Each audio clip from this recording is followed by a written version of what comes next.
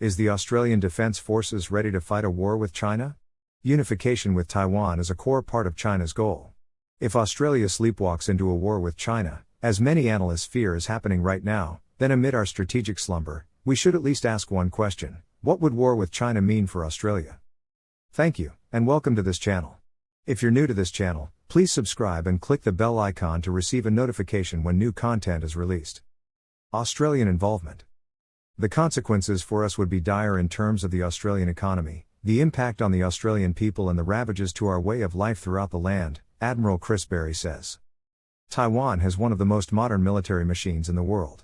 China's worst-case scenario is to have to conduct high-intensity operations simultaneously against Taiwan, the United States, Japan, India, and other U.S. allies and partners.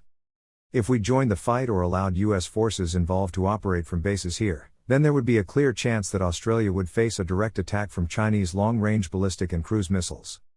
Ultimately, America could inflict enough damage on China to force Beijing to concede over Taiwan without using nuclear weapons. China could lose more than half of its navy and significant numbers of its army and air force to technologically superior American and allied forces. Still, the U.S. may lose a carrier battle group, and Australia and Japan may lose several military bases and assets. China has more at stake because, in the long run, Taiwan matters a lot more to China than to America or Australia. What are the gaps in Australian deterrence?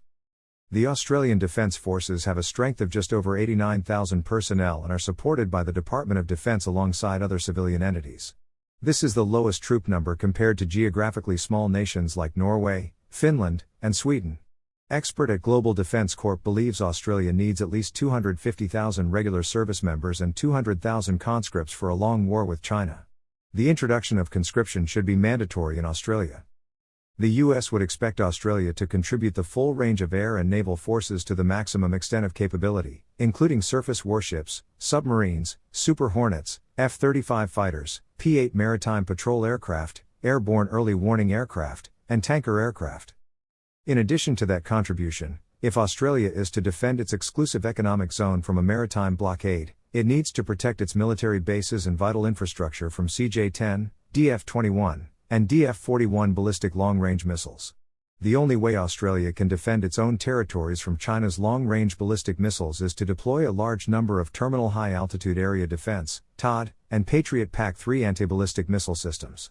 Australia also needs long-range Tomahawk missiles to strike the Chinese mainland. The Royal Australian Air Force must practice sorties on Australian highways and long-range bombing missions, and more F-35 fighter jets and B-21 stealth bombers need to strike back.